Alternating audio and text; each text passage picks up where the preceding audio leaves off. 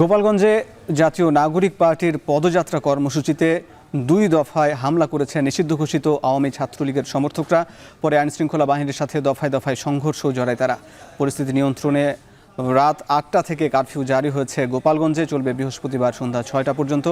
কেন এমন ঘটনা ঘটল, এর পরিস্থিতি নিয়ে আমরা ব্যাখ্যা বিশ্লেষণ করব। দর্শক, আজ ভোটের ট্রেনের আলোচনায় যুক্ত আছেন জাতীয় নাগরিক পার্টির যুগ্ম সদস্য সচিব ফয়সাল মাহমুদ শান্ত। জনাব শান্ত, আপনাকে স্বাগত জানাচ্ছি। শুরুতে জানতে চাই যে জুলাই পদযাত্রার যে কর্মসূচি জাতীয় নাগরিক পার্টি নিয়েছে, সেই উত্তরাঞ্চল থেকে শুরু হয়ে আজকে 16তম দিন। এই 16তম দিনে গিয়ে গোপালগঞ্জে গিয়ে এইরকম একটা ঘটনা ঘটলো কেন? ধন্যবাদ জানাচ্ছি আপনাকে এবং দর্শক শ্রোতা যারা শুনছেন সবাইকে। শুরুতে একটু আন্তরিকভাবে ক্ষমা প্রার্থনা করছি, আমার গলাটা একটু ভাঙা, যেহেতু দীর্ঘ সময় পদযাত্রায় ছিলাম দীর্ঘদিন। আপনি যে প্রশ্নটি করেছেন যে এই হামলাটি আসলে কেন হয়েছে, আমরা তো আসলে এই হামলাটি কেন হয়েছে সেটা তো দিবালোকের মতো পরিষ্কার যে নিষিদ্ধ যেই সংগঠন আওয়ামী লীগ বা তার অঙ্গ সংগঠনগুলো রয়েছে, ছাত্রলীগ, যুবলীগ, তারা মিলে হামলা করেছে এবং তাদের পেজ সহ তাদের অ্যাক্টিভিস্ট সহ সবাই প্রকাশ্যে ঘোষণা দিয়ে হামলা করেছে। এবং তারা হামলা করেছে কেন? কারণ তারা বাংলাদেশে গণতান্ত্রিক যে ধারা, গণতান্ত্রিক যে রাজনীতি, সেই রাজনীতি তারা চায় না, কিংবা কোনো রাজনৈতিক শক্তি, স্বৈরাচার বিরোধী কোনো রাজনৈতিক শক্তির উত্থান হবে সেটি তারা একেবারেই চায় না। আমরা এটি দেখেছি যখন 5 আগস্টের পূর্বে যখন 2000-এর অধিক ছাত্র জনতার উপরে তারা গুলি চালালো এবং 2000-এর মতো শহীদ হলো, তার মধ্য দিয়ে কিন্তু এই দলটির এক ধরনের চরিত্র প্রকাশিত হয়েছে। 5 আগস্টের পরে অনেকেই আমরা সুশীল সমাজকে বলতে শুনেছি যে আওয়ামী লীগকে একটা সিস্টেমের মধ্যে নিয়ে আসতে হবে, আওয়ামী লীগের পুনর্বাসন করতে হবে, কি মধ্যমপন্থী বা ভালো আওয়ামী লীগ, খারাপ আওয়ামী লীগ। কিন্তু আজকের ঘটনা এটা প্রমাণ করলো যে আসলে আওয়ামী লীগের যারা বিদেশে পালিয়ে গেছে তাদের ভাষা এবং যারা দেশে রয়েছে তাদের আচরণ, তাদের অ্যাক্টিভিটিস, তাদের হামলা, কোনো কিছুই আসলে প্রমাণ করে যে আসলে আওয়ামী লীগের যে চরিত্র, সেই চরিত্রটি হয়ে গেছে যে আসলে জনমানুষ বিরোধী, গণতন্ত্র বিরোধী, বাকস্বাধীনতা বিরোধী। দেখেন, আমাদের সাথে কিন্তু তাদের কোনো ধরনের কোনো সংঘর্ষ হওয়ার কোনো প্রশ্নই আসে না। আমরা গিয়েছি একটা আমাদের পূর্ব ঘোষিত স্পটে আমরা প্রোগ্রাম করবো, আমরা আমাদের মতো করে চলে আসব। সেই জায়গাতে তারা দফায় দফায় রাস্তায় গাছ কেটে আটকে রাখা, তারা সেখানে মঞ্চে হামলা করা, ভাঙা এবং সেটাকে উল্লাস করা এবং আমাদেরকে এসপি অফিসে, ডিসি অফিসে ঘিরে রাখা।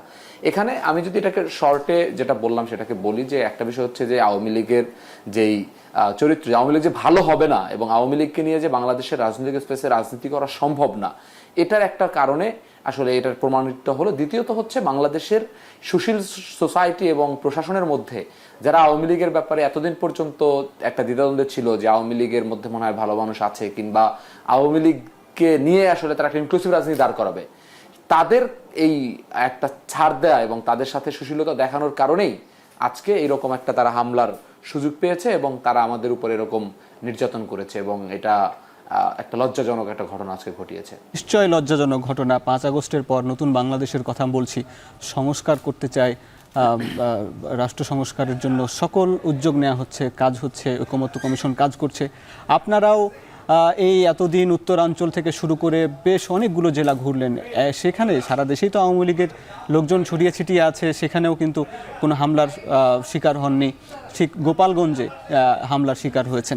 আসলে এই যে আওয়ামী লীগের চরিত্রের কথা বলছেন আপনি, আওয়ামী লীগের চরিত্র তো আপনারা আগেও জানেন এবং সম্প্রতি তারাও বেশ সামাজিক মাধ্যমে ঘোষণা দিচ্ছিল আপনাদের প্রতিবাদে, আপনাদের কর্মসূচির প্রতিবাদে। তবুও কেন আপনারা পূর্ব প্রস্তুতি নিলেন না? কেন বা এইরকম একটা ঘটনা ঘটলো? এখন পর্যন্ত শোনা যাচ্ছে বেশ কয়েকজন নিহতও হয়েছে। বলবেন বিষয়গুলো।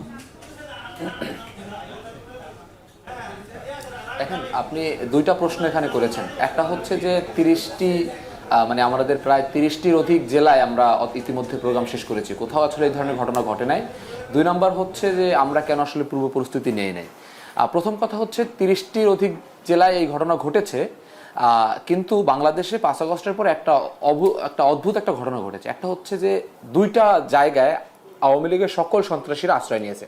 একটা হচ্ছে যাদের ক্যাপাসিটি ছিল, সক্ষমতা ছিল, তারা সবাই ইন্ডিয়া পালিয়ে গিয়েছে। ইন্ডিয়া পালিয়ে গিয়ে ওখানে বসে তারা গোয়েন্দা সংস্থা সহ ডিপ স্টেটের সাথে বিভিন্ন ধরনের ছক আসছে এবং ওখান থেকে টাকা পাঠিয়ে দেশের বিভিন্ন জায়গায় ছোট ছোট হামলা করার চেষ্টা করছে।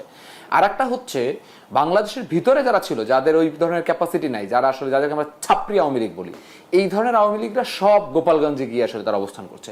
বাংলাদেশের আমি মনে করি যে আসলে এখানে কিন্তু গোপালগঞ্জবাসী আমাদের উপরে হামলা করছে এরকম না। গোপালগঞ্জের কিছু আওয়ামী সমর্থক সমর্থক বা আওয়ামী লীগের লোকজন সন্ত্রাসীরা আছে, আর সারা বাংলাদেশের যে আওয়ামী লীগের সন্ত্রাসী সদস্যরা তারা গোপালগঞ্জে অবস্থান করছে, তারা আমাদের উপরে ওখানে হামলা করছে। তো গোপালগঞ্জটাকে তারা একটা ইন্ডিয়ার একটা এক্সটেনশন বানানোর চেষ্টা করছে। আমরা যারা বলছি যে ইন্ডিয়ার সাথে বা ইন্ডিয়ার মানুষের সাথে কিন্তু আমাদের কোনো বিরোধ নাই, ওখানে নিপীড়িত মানুষ আছে, সাধারণ মানুষ আছে যারা বাংলাদেশকে ভালোবাসে, যারা বাংলাদেশের কল্যাণ চায়, আমরা ইন্ডিয়ার ওই সমস্ত মানুষের কল্যাণ চাই। কিন্তু ইন্ডিয়ার দিল্লির যে পলিসি এবং দিল্লির যে আধিপত্য সেটার যেমন আমরা বিরোধিতা করি, গোপালগঞ্জের যারা সাধারণ মানুষ, আমার ধারণা 95% মানুষ, এই সাধারণ মানুষের মধ্যে কোনো বিরোধ নাই এবং তারা আমাদেরকে হামলাও করে না। সেটা তারা আমাদের এখন উপস্থিত হচ্ছে, তাদের বাড়িঘরে লুট করা হচ্ছে, ভাঙা হচ্ছে, হুমকি দেওয়া হচ্ছে। ওই সারা দেশের সন্ত্রাসীর ওখানে গিয়েছে, এইটা সরকারের ব্যর্থতা আমরা বলতে পারি। তারপরে তারা এখানে আমাদের উপরে হামলা করেছে। তো এটা হচ্ছে 30 জেলায় না হওয়ার কারণ এখানে একটা। দ্বিতীয় যে প্রশ্ন করেছেন আমরা কেন আসলে পুরো পরিস্থিতি নিয়ে নেই, আমি মনে করি জাতীয় নাগরিক পার্টি এনসিপি এখানে এবং নাহিদ ইসলামের নেতৃত্বে যে সিদ্ধান্তটি এনসিপি নিয়েছে সেটি খুবই সুন্দর এবং একটি সহনশীল এবং একটা ম্যাচিউর পলিটিক্সের সিদ্ধান্ত নিয়েছে। কিভাবে দেখেন, আমরা প্রস্তুতি নিলে কিভাবে নিতে পারতাম, আমরা সারা দেশ থেকে বাস ভরে ভরে মানুষ নিয়ে যেতাম এবং সেখানে আমাদের হাতে অস্ত্র থাকতো, লাঠি থাকতো, একটা যুদ্ধক্ষেত্র তৈরি হতো। আজকে হয়তো 100 লাশের আপনারা সন্ধান পাইতেন, কিন্তু আমরা কি করতাম, আমরা ওদেরকে প্রতিহত করে আসতে পারতাম। আপনারা দেখেছেন আমাদের পূর্ববর্তী জেলাগুলোতে বরগুনায় প্রায় 15 থেকে 20 হাজারের মতো মানুষ হয়েছে, বরিশালে মানুষ হয়েছে। এই মানুষগুলোকে যদি আমরা বাস ভরে নিয়ে যেতাম তাহলে ওই 200-300 আওয়ামী লীগের সন্ত্রাসীকে দমন করা আমাদের কিন্তু কোনো ব্যাপারই ছিল না। কিন্তু আমরা আসলে মনে করছি রক্তাক্ত রাজনীতি আমাদেরকে পরিহার করতে হবে। আমাদেরকে অনেকে বলছে আমরা সেনাবাহিনীর গাড়িতে করে পালায় আসছি, আমরা এটা নিতে চাই যে আমরা পালায় আসছি, কিন্তু আমরা এটা শুনতে চাই না যে আমরা আঘাত করছি, আমরা এই রক্তপাতটা শুরু করছি, আমরা এটা শুরু করতে চাই না। যে কারণে আমরা এই ধরনের আমাদের যে শক্তিমত্তা এটা ওখানে প্রদর্শন করার আমরা এটা ঠিক মনে করি না। দ্বিতীয় হচ্ছে আমরা কিন্তু অন্য প্রিপারেশনটা নিয়েছি, আমরা সেনাবাহিনীর সাথে কথা বলেছি, আমরা র্যাবের সাথে কথা বলেছি, পুলিশের সাথে কথা বলেছি, ডিসির সাথে, এসপির সাথে, সবার সাথে কথা বলেছি। কিন্তু আমার কাছে মনে হয়েছে গোপালগঞ্জ জেলার ডিসি, এসপি এবং ওখানের যে পুরো সেট আপ, এরা তো কোথাও না কোথাও 5 আগস্টের সময় অন্য একটা জেলার দায়িত্বে পালন করছে, সে এএসপি হিসাবে কিংবা এডিসি হিসাবে বা ডিসি হিসাবে। এই যে তাদের যে চরিত্র এবং তারাও এই ষড়যন্ত্রের সাথে যুক্ত থাকতে পারে বলে আমার এটা একটা সন্দেহ হচ্ছে, আমি ব্যক্তিগতভাবে মনে করছি। কারণ আমরা দেখছি যে তাদের সামনে আমরা ওখানে যাওয়ার আগে মঞ্চে হামলা করছে, তারা তখন কিছুই বলছে না। যখন সারা বাংলাদেশে আমরা বাধ্য করলাম রাস্তা ব্লকেট করতে, রংপুর উপদেষ্টাদেরকে আমরা আটকে দিলাম, তখন দেখি আবার তারা কিন্তু ক্যাপাবল হয়ে গেছে। তার মানে প্রশাসন কিন্তু এই ক্যাপাসিটিটা যদি আগে দেখাইতো তাহলে কিন্তু এই ধরনের অনাকাঙ্ক্ষিত একটি ঘটনা। জি, আপনাদের আশঙ্কার কথা বললেন, আপনার সঙ্গে আরো যুক্ত হব, কথা বলবো, আপনি যুক্ত থাকুন। দর্শক ভোটের টেনে নিচ্ছে একটা বিরতি, ফিরছে একটু পরে।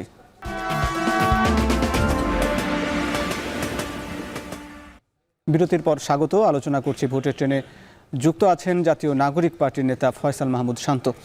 জি শান্ত ভাই, সারা দেশেই কিন্তু আওয়ামী লীগের নেতাদের বিভিন্ন অপরাধের কারণে তাদেরকে গ্রেফতার করা হচ্ছে, হাজার হাজার নেতাকর্মী গ্রেপ্তার। আপনি বলছেন যে গোপালগঞ্জের নেতাকর্মীরা বা আওয়ামী লীগের নেতাকর্মীরা গোপালগঞ্জে অবস্থান করছে, তাহলে পুলিশ কি তাদেরকে গ্রেপ্তার করতে পারছে না? বা সেখানে আপনি যে স্বাধীন বাংলাদেশ বা নতুন বাংলাদেশ কথা বলছেন, তাহলে কি সেই জায়গাটি কি এখনো পুরোপুরি স্বাধীন হয়নি? কি বলবেন? আপনি যেটা বলছেন আমি আপনার সাথে এগ্রি যে একেবারেই এটা আসলে যে আকাঙ্ক্ষা বা যে সিস্টেমটা ডেভেলপ হওয়ার কথা একেবারেই হয় নাই। দেখেন 5 আগস্ট কিভাবে হবে, আপনারা মিডিয়াতে প্রচার করেছেন, আমরা নিজেরা মাঠে থেকে দেখেছি। যেই পুলিশ অস্ত্র দিয়ে গুলি করলো, একজন নতুন পুলিশও কি আমরা নিয়োগ দিতে পেরেছি? অন্তত 50,000 নতুন পুলিশ এবং আমাদের গণঅভ্যুত্থানের চেতনা ধারণ করে এরকম লোকজন ইনক্লুড হওয়া প্রয়োজন ছিল। একজন পুলিশ তো নাই, তা কোন পুলিশ ধরবে? যেই পুলিশ এই আওয়ামী লীগের এমপির সাথে সিস্টেমে ডেভেলপ করে সে চাঁদাবাজি করছে এলাকায়, যে মানুষকে ফেব্রিকেটেড মামলা দিয়ে জেলে ভরছে, সেই পুলিশের তো সমস্ত ডকুমেন্ট আওয়ামী লীগের কাছে আছে। ওই গোপালগঞ্জের এসপি বলেন, ডিসি বলেন, তাদেরকে হয়তো ডকুমেন্ট পাঠায় বলা হয়েছে যে আপনি যদি কোনো অ্যাকশনে যান তাহলে কিন্তু এগুলো আমরা ফাঁস করে দিব বা এগুলো কিন্তু সব প্রকাশ হয়ে যাবে। তো তারা কিভাবে করবে?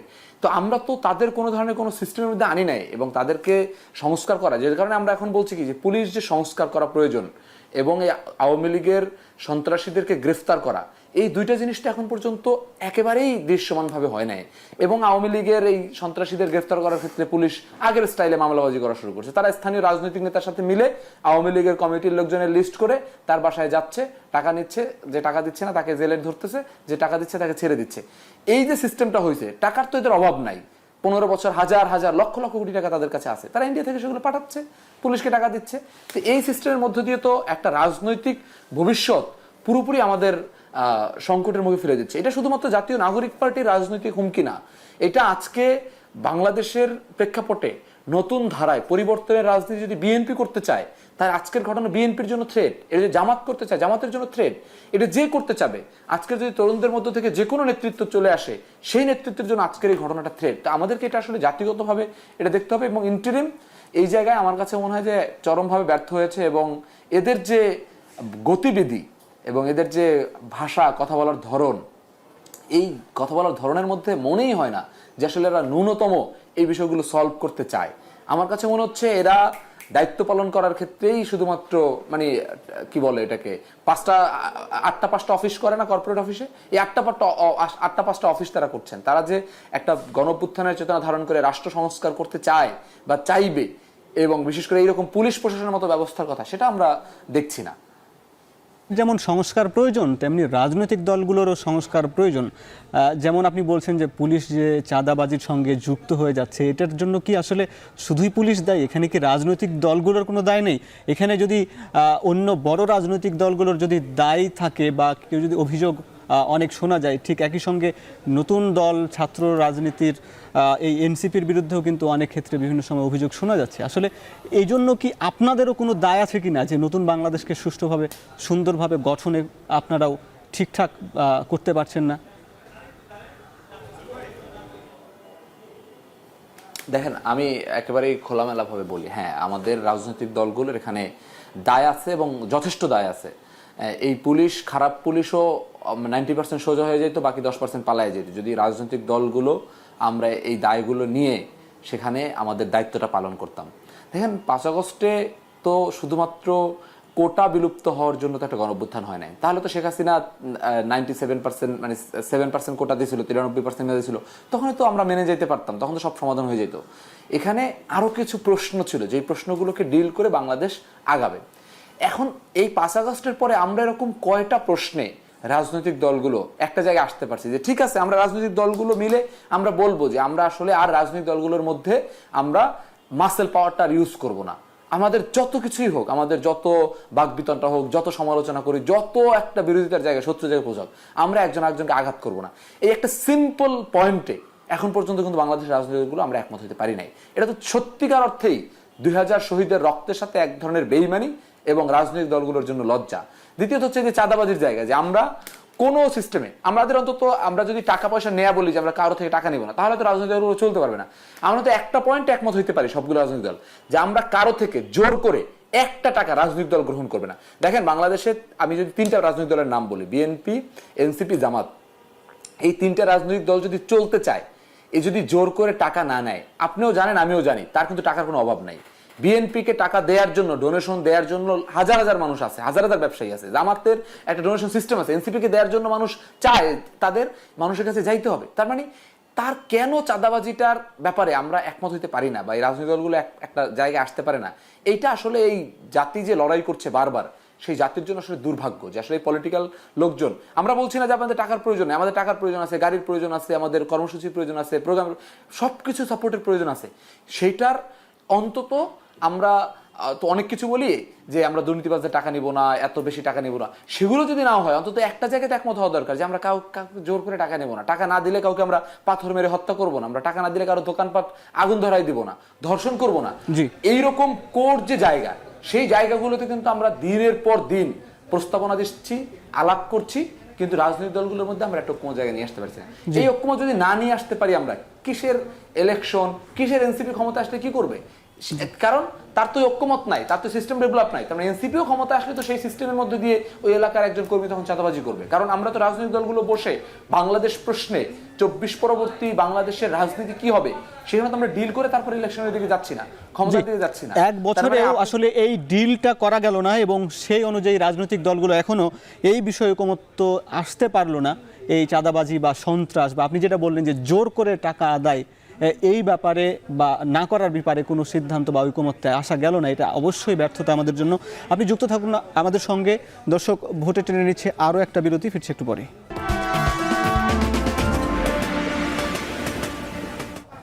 বিরতির পর স্বাগত। আলোচনা করছি জাতীয় নাগরিক পার্টির যুগ্ম সদস্য সচিব ফয়সাল মাহমুদ শান্তর সঙ্গে।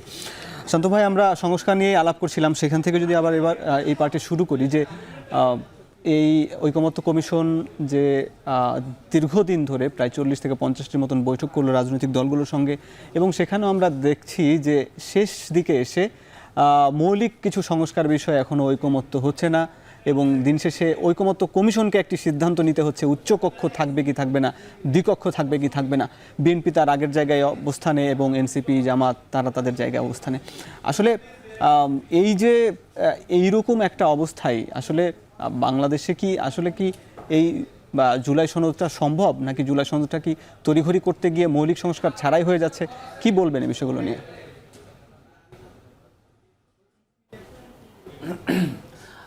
এটা তো একেবারেই ঠিক কথা বলেছেন যে এখন পর্যন্ত ঐক্যমতে হচ্ছে না, কিংবা আরো দুঃখজনক বিষয় হচ্ছে যে রাজনৈতিক দলগুলোকে ঐক্যমতের জন্য তার সাথে বার্গেইন করতে হচ্ছে যে আপনি এই 2 বছর 2বারের বেশি প্রধানমন্ত্রী থাকতে পারবে না।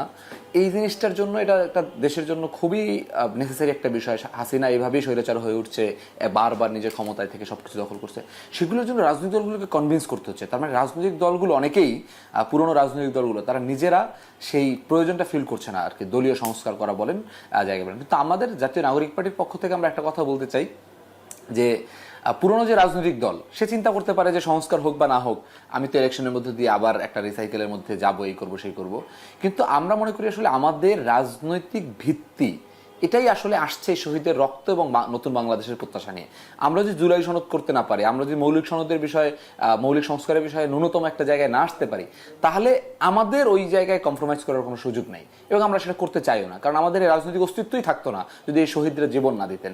তো এবং এখন প্রশ্ন হতে পারে যে আমরা যদি জুলাই সনদের ক্ষেত্রে বা কিংবা কিছু মৌলিক প্রশ্নে যদি উচ্চকক্ষ বা এরকম একেবারেই ভাইটাল প্রশ্নগুলো যদি আমরা একমত না হইতে পারি, তাহলে আমরা কি করব? খুব সিম্পল, জনগণের কাছে যান। আপনার আমি 3টা বিষয় মনে করেন, একটা সিম্পল একটা বিষয়, উচ্চকক্ষে সে ভোটের আনুপাতিক হারে হবে কি হবে না, বা উচ্চকক্ষ থাকবে কি থাকবে না, এটা আপনি সিদ্ধান্ত নিতে পারছেন না, তাহলে আপনি সরাসরি জনগণকে জিজ্ঞেস করেন যে আসলে এটা আপনি করবেন কি করবেন, আপনার গণভোটে যান। তো এই যে জায়গাটা, কারণ রাজনৈতিক দল বাংলাদেশের একমাত্র স্টেক হোল্ডার না, এটা আমাদের বুঝতে হবে ভাই। গত 15 বছরে এই নিপীড়ন বিরোধী রাজনৈতিক আন্দোলনগুলোতে সাধারণ মানুষ আসে নাই বিদায় হাসিনার পতন হয় নাই। রাজনৈতিক নেতাকর্মীর বাইরে যখন রিক্সাওয়ালা, দিনমজুর, চা শ্রমিক এবং এরকম ব্যবসায়ী, সকল শ্রেণীর মানুষ, বুদ্ধি কৃষক এবং স্টুডেন্ট সবাই যখন নেমে আসছে, তার সাথে তো কোনো দলের না, সেই মানুষটার ভয়েস আপনি নেবেন না? আপনি আজকে এনসিপি, বিএনপি, জামাতকে বসা একটা সিদ্ধান্ত নিচ্ছেন, যেই ছেলেটা ইউনিভার্সিটি থেকে এসে জীবন দিয়ে বা আহত হয়ে একটা পা নিয়ে বাসায় চলে গেছে, সেই ছেলেটার মত নিয়ে, সেই ছেলেটা এনসিপিও করে না, জামাতও করে না, বিএনপিও করে না, সেই ছেলেটার মতের প্রতিফলনটা কোথায়? বাংলাদেশে নিশ্চয়ই গণভোট প্রয়োজন মানুষ সে, হ্যাঁ, তো এই মানুষের মত নিতে হবে না, যদি নেই তাহলে শুধুমাত্র 5% মানুষের মত দিয়ে আমাদের কাজ হয়ে যাবে। জি, আপনাকে অনেক ধন্যবাদ। আমরা শেষ প্রশ্ন আপনার কাছে করতে চাই যে এই এখন আপনাদের যে পদযাত্রার যে দল, তারা খুলনায় অবস্থান করছে, বর্তমানে কি পরিস্থিতি এবং পরবর্তী কর্মসূচি কি, এবং এই যে একটা ন্যাক্কারজনক ঘটনা ঘটে গেল, সব মিলে কি বলবেন, ছোট করে একটু আপনার মুখ থেকে শুনে নিতে চাই।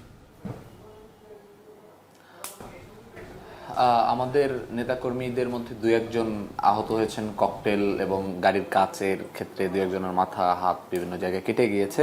তারা খুলনায় প্রাথমিক চিকিৎসা গ্রহণ করছে, গুরুতরভাবে কেউ ভাবে আহত হয় না। আমাদের একজন যুব শক্তির একজন কেন্দ্রীয় নেতা, তাকে আমরা এখন পর্যন্ত পাচ্ছি না, একজন হিন্দু ভাই, তাকে আমরা গোপালগঞ্জে আমাদের সমাবেশ থেকে তিনি নিখোঁজ এখন পর্যন্ত, তাকে আমরা খুঁজছি এবং কেন্দ্রীয় নেতাকর্মীরা আছেন। আমাদের আগামীকাল থেকে শিডিউল অনুযায়ী পদযাত্রা শুরু হবে। আমাদের আজকে আরও 3টা জায়গায় পদযাত্রা ছিল, মাদারীপুর এবং ফরিদপুরে, সেগুলো স্থগিত করা হয়েছে। আমরা সেটারও শিডিউল পরবর্তী জানাই দেবো। আমাদের জুলাই পদযাত্রা জুলাইয়ের মধ্যেই শেষ করতে হবে এবং 3 তারিখে আমাদের জাতীয় শহীদ মিনারে আমাদের একটি সমাবেশ রয়েছে, যেখানে আমাদের যে গণঅভ্যুত্থানের আকাঙ্ক্ষা এবং ঘোষণাপত্র সেটার আমরা পেশ করব। তো সেই জায়গা থেকে আমরা সকল দেশবাসীকে আমরা আমন্ত্রণ জানাই যে আমাদের উপরে হামলা হবে, আমরা নিজের জীবনের বাজি নিয়ে আমরা যাব, আমরা আপনাদের সাপোর্ট চাই, আমরা কোনো ধরনের কোনো সিস্টেম, আমরা কোনো ধরনের কোনো শক্তির সাপোর্ট চাই না, আমরা জনগণের সমর্থন আপনারা প্রত্যাশা করেন। দর্শক যারা এতক্ষণ ভোটের দেখলেন, সবাইকে ধন্যবাদ জানিয়ে শেষ করছি আজকের মতো